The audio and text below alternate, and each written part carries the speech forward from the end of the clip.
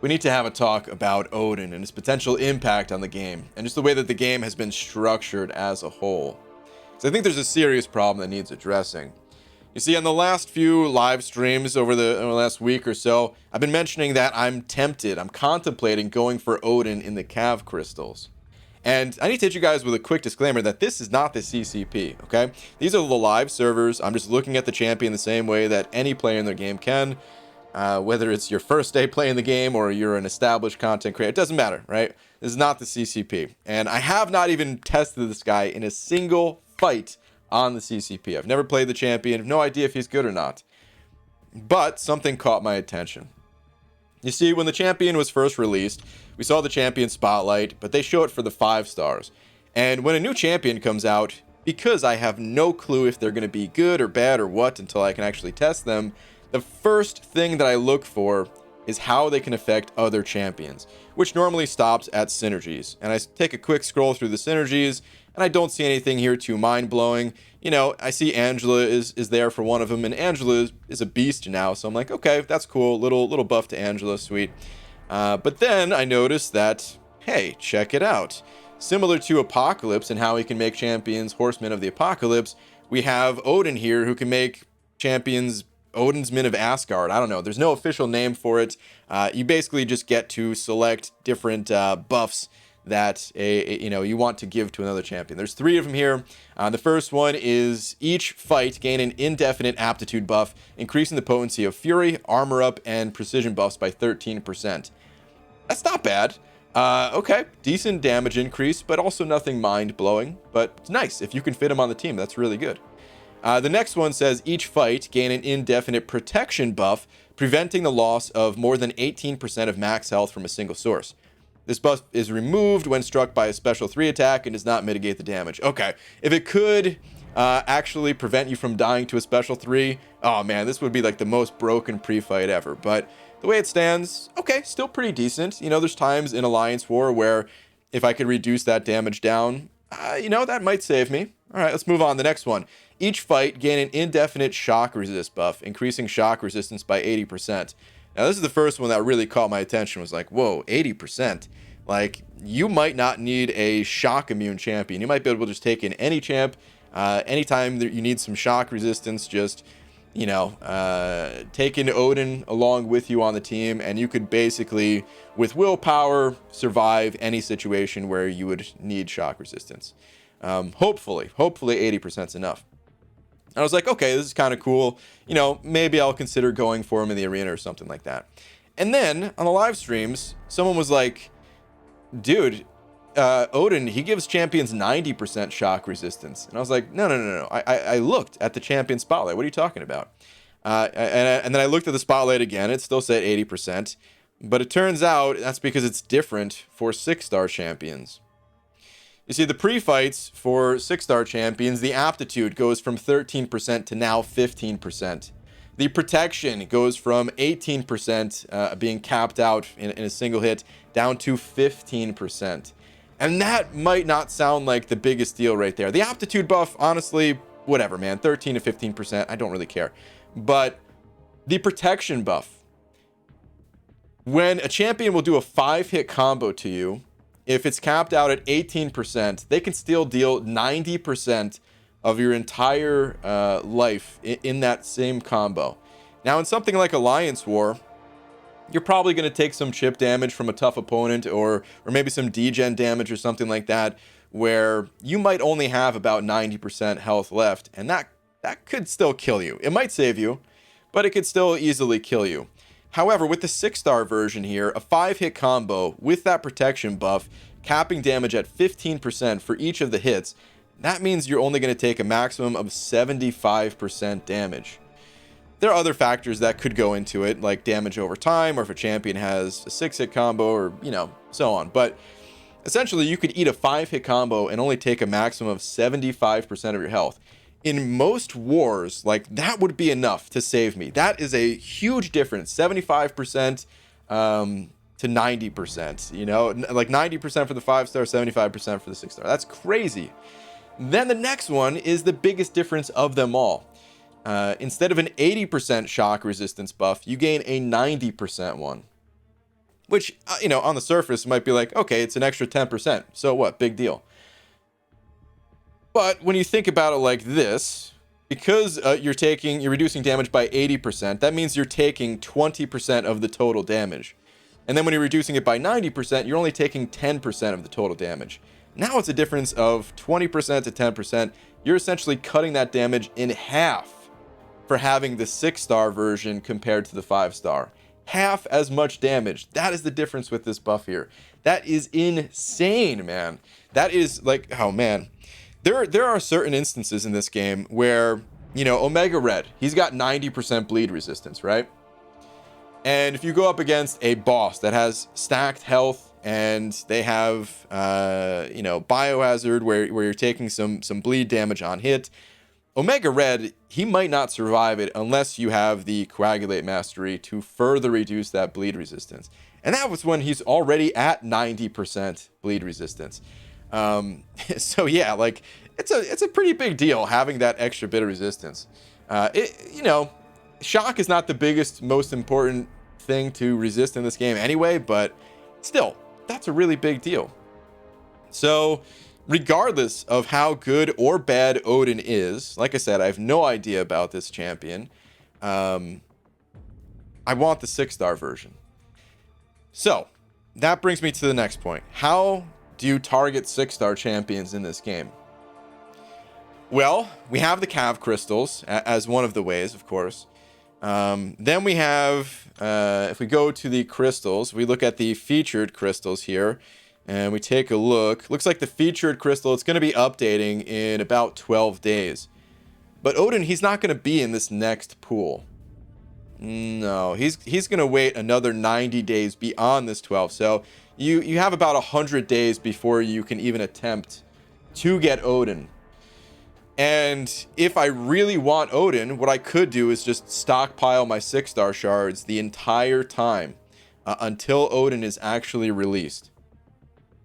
Now, put yourself in the mindset of someone saving shards for that amount of time. If they get the champion, then everything's good.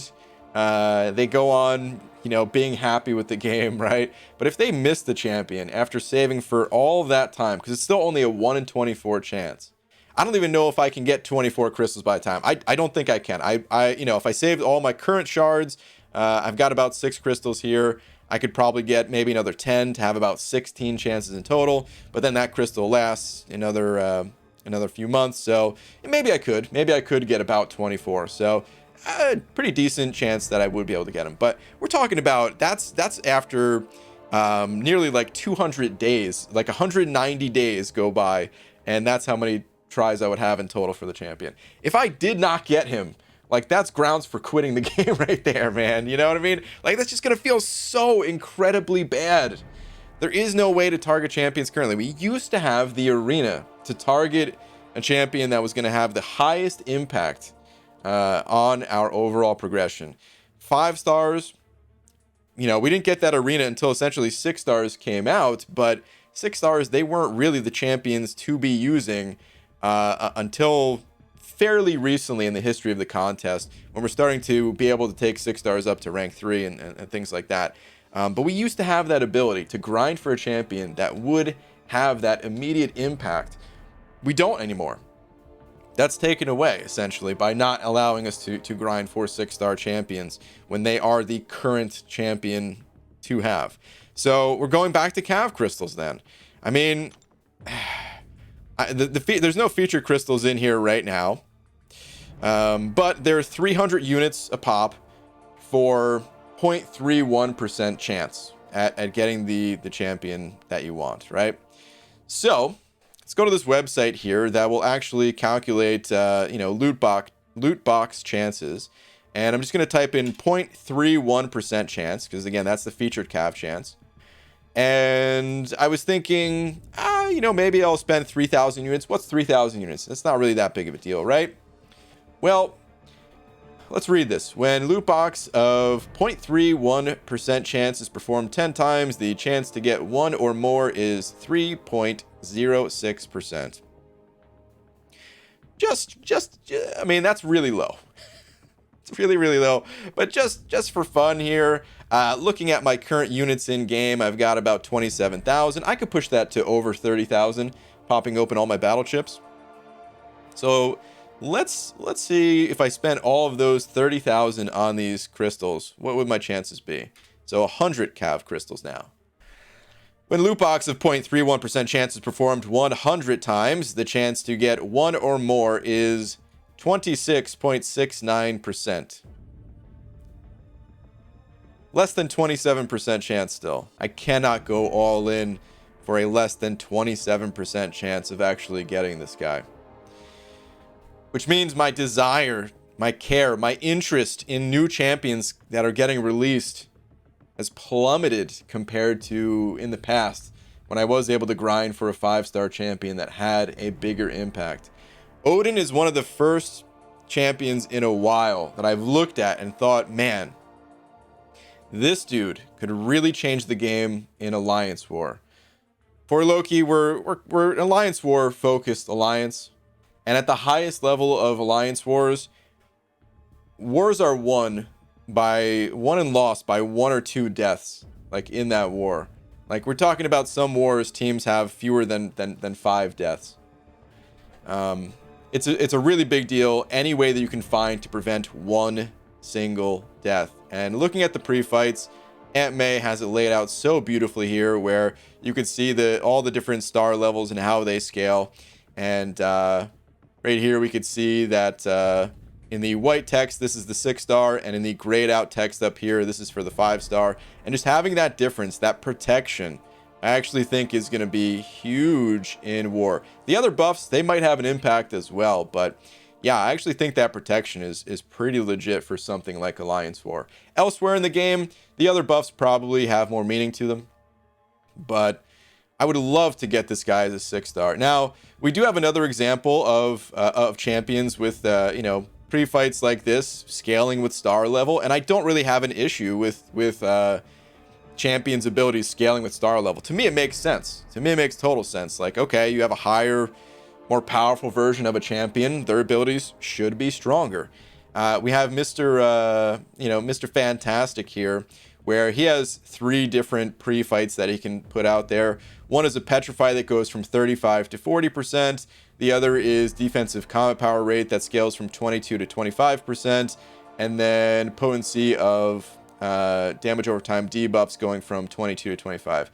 Nothing here really screams like, oh yeah, you need the 6-star version. The 5-star, if you need these things, I think is probably good enough. But when it comes to Odin, man, I think the difference is huge, and I don't really see myself bringing a 5-star Odin to war. I don't know, maybe I would still bring the 5-star, but I'd feel so much better bringing the 6-star. Like it'd be a huge difference, the type of difference that actually does make me want to go for cav crystals. Because the other thing is, like, if you compare the Mr. Fantastic pre-fights, like this is for one fight, whereas don't forget, for Odin, you're putting this on for the entirety of war for a champion. So the start of war, right, you at least in like the highest levels, you kind of figure out ahead of time who's going to be taking the boss.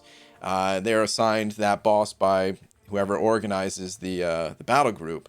So you can also stick someone with Odin next to that champion on the same path, essentially, or same set of paths, right? The same little section, and then put the pre-fights on a mini boss, have that person go in, they gain these buffs, they have them for the rest of the war, not just for a boss fight, right? So now they have this added protection. Think about how many items that's going to save that player as well, whereas, if someone's taking the boss, you want to make sure they're healthy by the time they get to the boss, or just the aptitude to make the fights go that much faster, that much smoother.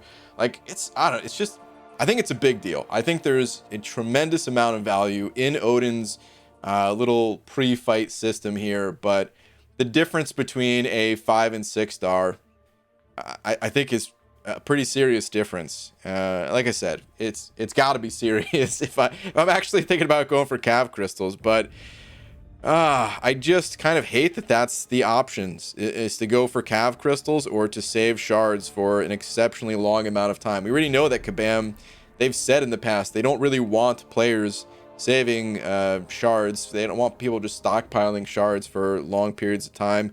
We do know that they do like when people pop open cav crystals, but it just kind of sucks. You know, I totally get it that not every person would have been able to grind for the champion in the arenas anyway. So some people were just kind of out of luck no matter what, even with the previous system of going for that impactful champion from the arenas. But for the arena grinders, it was a system that you didn't have to buy a ton of cav crystals for. It was the free-to-play option, the hardcore dedicated free-to-play option that no longer exists. For players who did not grind the arena, virtually nothing has changed. But for players who did, that method is now gone essentially, until Kabam does add a way to add 6 stars to the arena. So yeah, it just kind of sucks. Also, you know, for a lot of players, and this certainly isn't speaking for everyone, but for a lot of players who don't have the rosters to grind for a new champion in the arena, they might still have plenty of content to keep them busy in the game. Like I said, that's not true for everyone. Some people don't have the time and they have completed all the content, but think about someone who is more dedicated with the game, really enjoys playing, but wants to have some sort of way to make an impact still. If all the content is done and you're no longer able to grind for a champion that you feel like is going to have that impact, then what's left? You know, taking that option out of the arena really did a lot to hurt the game, in my opinion. So I'd really love to see a way to grind for 6-star champions in the arena. It's not like I was able to do it for all the champions. Still had to be very picky and choosy with who you can actually grind for, especially when the 5-star arena first came out, man. Like, super competitive in there and everything. So yeah, that's kind of the dilemma that I'm facing right now, though. What do I do? Do I stockpile my shards? Do I open up cav crystals, or do I just say forget it and move on and say forget Odin, just like forget all the other champions that are coming out here recently, because I don't have a chance of getting them in a more meaningful way? What do I do? Well, I'm gonna think about it some more, and for now I just wanted to kind of lay out all these points to you guys. Definitely, again, wait for the CCP videos to come out to see if Odin is actually any good outside of the kind of synergy type pre-fight abilities that I've been talking about here, because I legit do not know. But that's it for this video. Thank you all very much for watching, and I'll see you in the next one. Take care.